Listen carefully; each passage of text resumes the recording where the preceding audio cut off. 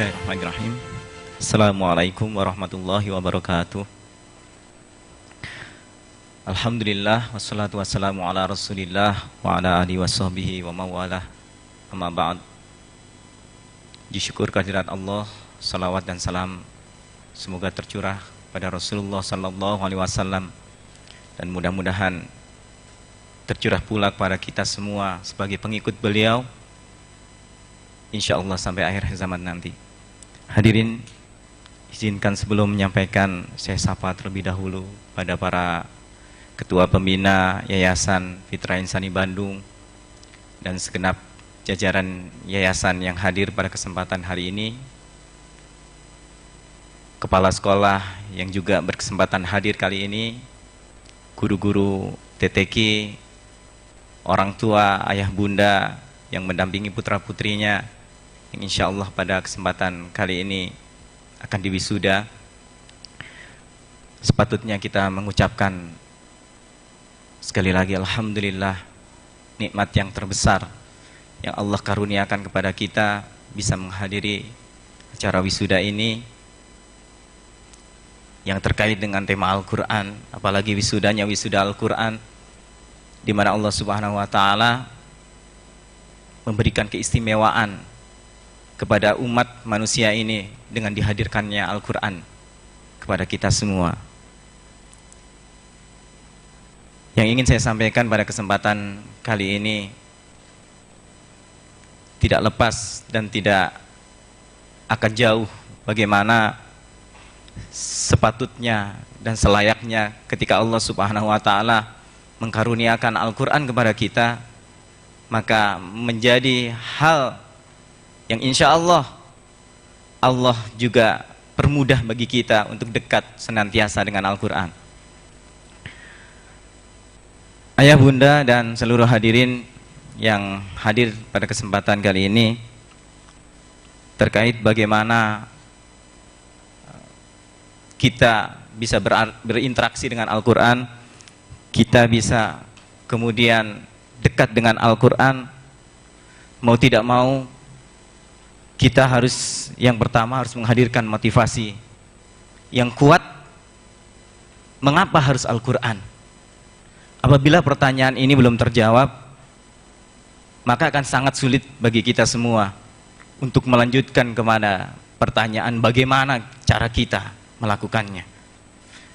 Jika motivasi yang belum hadir dalam diri-diri kita, bagi ayah bunda yang ada di gedung ini dan juga yang ada di rumah masing-masing, hendaknya motivasi ini menjadi satu hal yang kemudian kita bangun. Terkait dengan motivasi ini, kita harus memiliki kecintaan terlebih dahulu dengan Al-Quran. Karena bagaimana kita tidak memiliki kecintaan kalau Allah sendiri menurunkan Al-Quran itu dengan istilah ya, diturunkan surat per surat, disebut saja surat gitu ya. Jadi Allah Subhanahu wa Ta'ala seakan-akan ingin menyampaikan kepada kita bukti cintanya kepada kita. Lalu apabila kita tidak menyambut dengan cinta Allah Subhanahu wa Ta'ala tersebut, maka bagaimana kita bisa dekat dengan Al-Quran? Ini yang harus kita tanamkan terlebih dahulu apabila kita ingin menjadikan putra-putri kita, menjadikan siapa yang ada di lingkungan keluarga kita menjadi orang-orang yang cinta dengan Al-Quran. Bahwa kita harus sadar bahwasanya Allah mencintai kita, Allah kemudian menurunkan Al-Quran ini. Yang kedua yang harus diperhatikan apabila kita ingin menjadi hamba-hamba Allah yang dekat dengan Al-Quran, maka perasaan kita melakukan kedekatan kita dengan Al-Quran itu hanya karena Allah saja, bukan karena yang lain. Ini yang menjadikan terkadang mereka yang semula bersemangat dengan Al-Quran, menghafal Al-Quran, kemudian bisa berhenti di tengah jalan. Mengapa? Karena niat terkadang berubah di tengah jalan. Karena itu niat di awal ikhlas karena Allah itu harus kita tanamkan terlebih dahulu. Yang ketiga, yang tidak kalah pentingnya adalah menjadikan Al-Quran itu menjadi sesuatu yang istimewa buat kita. Bagi ayah bunda yang ingin menjadikan putra-putrinya menjadi keluarga Al-Quran, maka jadikan Al-Quran itu menjadi sesuatu yang spesial. Hari-hari bersama dengan Al-Quran itu menjadi sesuatu yang spesial. Apalagi di tengah kondisi pandemi yang seperti ini, kita seharusnya merasa bersyukur. Kita lebih didekatkan oleh Allah Subhanahu wa Ta'ala dengan Al-Quran. Artinya kita seharusnya melebihkan waktu kita, menjadikan intensitas kita dengan Al-Quran menjadi sesuatu yang cukup banyak bagi diri kita dan keluarga kita. Yang kemudian tidak kalah pentingnya adalah bagi siapapun yang ingin putra-putrinya untuk menjadi ahlul Quran, menjadi penghafal Al-Quran, maka tolong, satu hal ini penting sekali, yaitu bangun kemauan anak kita terhadap Al-Quran itu sendiri. Bangun kemauan putra-putri kita untuk menghafal Al-Quran, untuk membaca Al-Quran. Karena kalau ini tidak dibangun di awal, maka ya yang lahir adalah waktu-waktu yang tidak bersama dengan Al-Quran. Bisa waktu-waktu untuk bermain, waktu-waktu untuk nonton TV, waktu-waktu untuk semuanya yang tidak ada kaitannya dengan Al-Quran. Kenapa? Karena putra-putri kita tidak dibangun perasaan untuk mau berinteraksi dengan Al-Quran.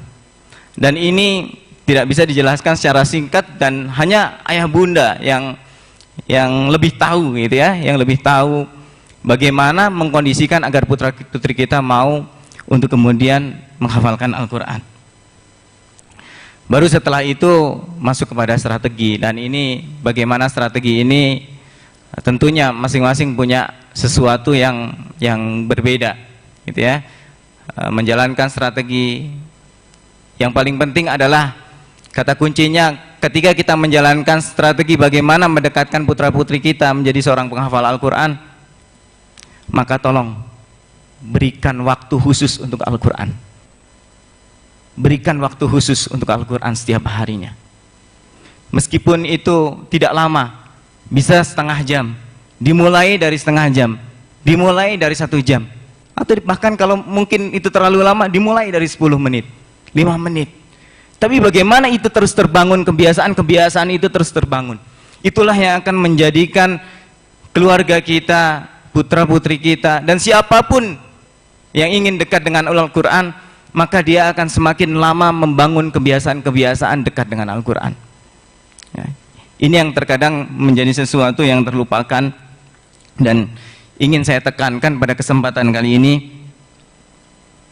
adalah bagaimana kita kemudian membayangkan diri kita suatu saat kita akan pulang.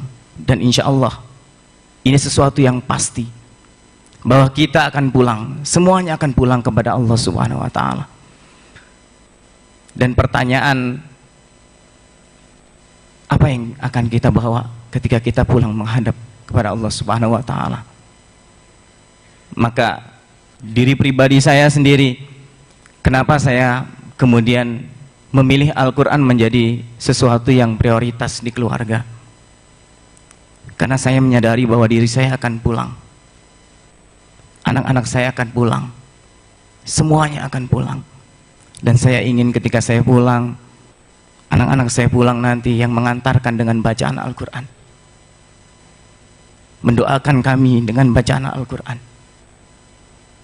Dan mudah-mudahan nanti di akhirat mereka yang akan memakaikan jubah dan mahkota kebesaran buat kami karena kemuliaan Al-Quran.